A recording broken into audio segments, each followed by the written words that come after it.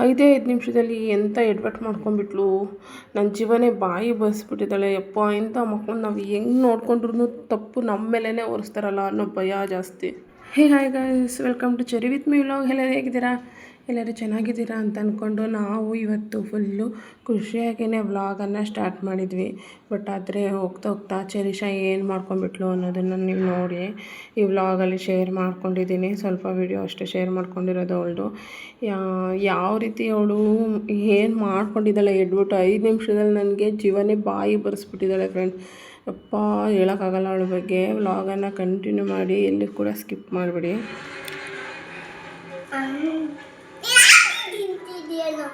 ಯಾಕೆ ತಿಂತಿದ್ಯಾ?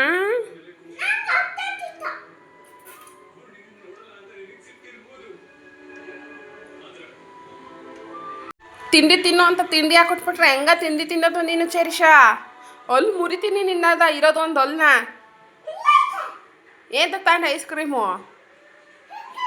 ತಿನ್ನಕ್ಕೆ ಇಡು, ನಾನು ತಿನ್ನಿಸ್ತೀನಿ. ಎಲ್ಲ ಈ ಏನು ಅಲ್ಲಿ ಯಾರು ಮುರಿದವರು? ಏಯ್ ನಿಜ ಹೇಳು, ನೀನಾ? ಅಲ್ಲಿ ಯಾರು ಮುರಿದವ್ರು? ತೋರಿಸಿಲಿ, ಅಲ್ಲಿ ತೋರಿಸು. ನೀನು ಅಲ್ಲಿ ಯಾರು ಮುರಿದವ್ರು ಚಿನ್ನಿ? ಅಪ್ಪ. ನಾವೇನೋ ಇವತ್ತಿನ ದಿನನ ತುಂಬ ಖುಷಿಯಿಂದನೇ ಸ್ಟಾರ್ಟ್ ಮಾಡಿದ್ವಿ. ಆದರೆ ಇವಳು ಮಾಡ್ಕೊಂಡಿದ್ದ ಎಡ್ವಟ್ಟಿಗೆ ನನ್ನ ಜೀವನೇ ಬಾಯಿ ಬಂದಂಗೆ ಆಗ್ಬಿಡ್ತು. ಏನಪ್ಪ ಅಂದರೆ ಆಗಿರೋ ಸ್ವಲ್ಪನೇ ಆಗಿರೋ ಅಂಥದ್ದು. ಬಟ್ ಆದರೆ ಮಿಸ್ಸಾಗಿ ಏನಾದ್ರೂ ಕಣ್ಣಿಗೇನಾದ್ರೂ ಅವಳು ತಗಲಿದಿದ್ರೆ ಏನು ಮಾಡಬೇಕಾಗಿತ್ತು ನಾವು? ಎಲ್ಲೋಗ್ಬೇಕಾಗಿತ್ತು ಅಲ್ವಾ? ಈ ಮಕ್ಕಳು ಮಾಡೋದು ಒಂದೊಂದಲ್ಲ ಎಡವಟ್ಟುಗಳು. ಇವ್ರು ಮಾಡೋ ಎಡವಟ್ಟುಗಳಿಗೆ ಶಿಕ್ಷೆ ಬಂದುಬಿಟ್ಟು ನಮ್ಮಂಥ ಅಮ್ಮಂದಿರಿಗೇ. ಮೈಯೆಲ್ಲ ಕಣ್ಣಾಗಿದ್ರೂ ಸಾಲದು. ನಾನು 7 ವರ್ಷದಲ್ಲಿ ಅಷ್ಟೊಂದು ನೆಗ್ಲೆಕ್ಟಾಗಿ ನಾನೇನು ಇರೋದಿಲ್ಲ, ಗೊತ್ತು. ಇವಳು ಈ ರೀತಿ ತುಂಬ ಸಲ ಈ ರೀತಿ ತಪ್ಪುಗಳನ್ನು ಮಾಡಿದ್ದಾಳೆ. ಆದರೂ ಮಿಸ್ಸಾಗಿ 5 ನಿಮಿಷದಲ್ಲಿ 5 ನಿಮಿಷವೂ ಇಲ್ಲ ಫ್ರೆಂಡ್ಸ್, ನಾನು ಅವಳಿಗೆ ಊಟ ಮಾಡಿಸಿ ನಾನು ಊಟ ಮಾಡ್ತಿದ್ದೆ. ಅವಳು ಆಟಾಡ್ತೀನಿ ಅಂತ ರೂಮ್ ಬಾಗ್ಲಾಕೊಂಡ್ಲು. ಅದು ಯಾವ ಮಾಯದಲ್ಲಿ ಐಬ್ರೋ ರೇಸರ್ನ ತೊಗೊಂಡಿಟ್ಕೊಂಡಿದ್ಲು ಅಂತ ನನಗೆ ಗೊತ್ತಿರಲಿಲ್ಲ. ಹಿಂಗೆ ಹೋಗಿ ಒಂದು 30 ಸೆಕೆಂಡ್ಸಲ್ಲಿ ವಾಪಸ್ ಬಂದುಬಿಟ್ಲು. ಅಮ್ಮ ನಾನು ಬ್ಲ್ಯಾಕ್ ಆಗಿದ್ದೀನಿ ನೋಡು ಅಂತ ಹೇಳ್ಬಿಟ್ಟು. ಇಲ್ಲ, ನಾನು ಅಬ್ಸರ್ವ್ ಮಾಡಿರಲಿಲ್ಲ ಅವಾಗ. ಇಲ್ಲ ಚಿನ್ನಮ್ಮ ಅಂತ ಹೇಳ್ಬಿಟ್ಟು ಸುಮ್ಮನೆ ಅದೇ ಸರಿಯಾಗಿ ನೋಡು ಅಂತ ಅವಳೇ ಕೇಳ್ತಿದ್ದಾಳೆ. ಆಮೇಲೆ ನೋಡ್ತೀನಿ, ನನಗೆ ಶಾಕ್. ಯಪ್ಪ ಹಿಂಗೆ ಮಾಡ್ಕೊಂಬಂದ್ಬಿಟ್ಟಿದ್ದಾಳಲ್ಲ. ಅವಳು ಮಾಡ್ಕೊಂಡಿರೋದಕ್ಕೆ ನನಗೆ ಕೋಪ.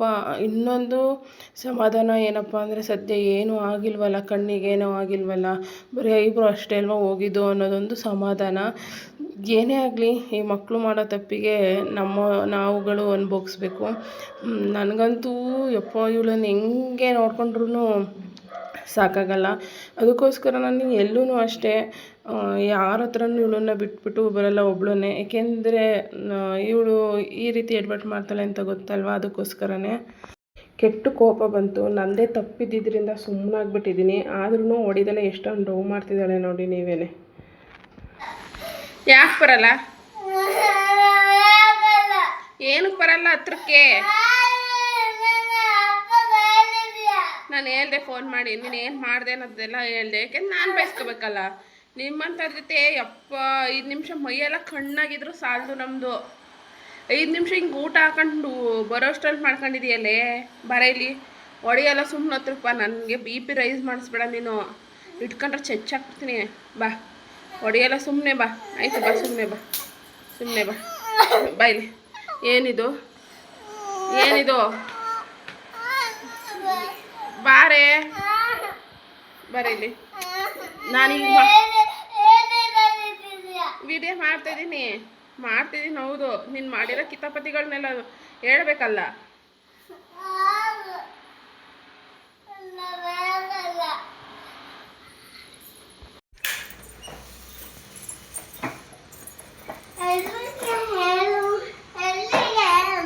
ಮೇಲೆ ಮೇಲೆ ಪಾಪು,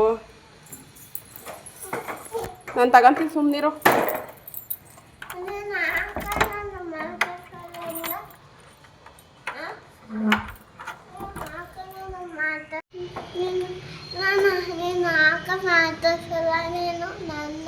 ನಿನ್ನ ಮಾತಿಸಲ್ಲ. ನೀನು ಏನೇನೋ ಕೆಟ್ಟ ಕೆಲಸ ಮಾಡ್ತೀಯ.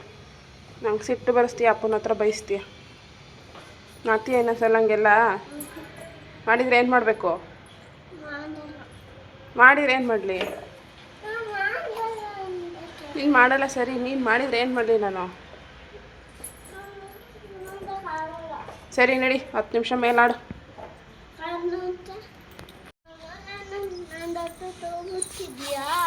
ಹಾಂ,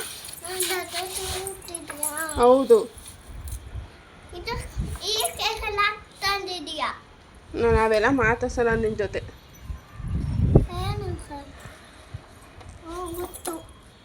ಓಕೆ.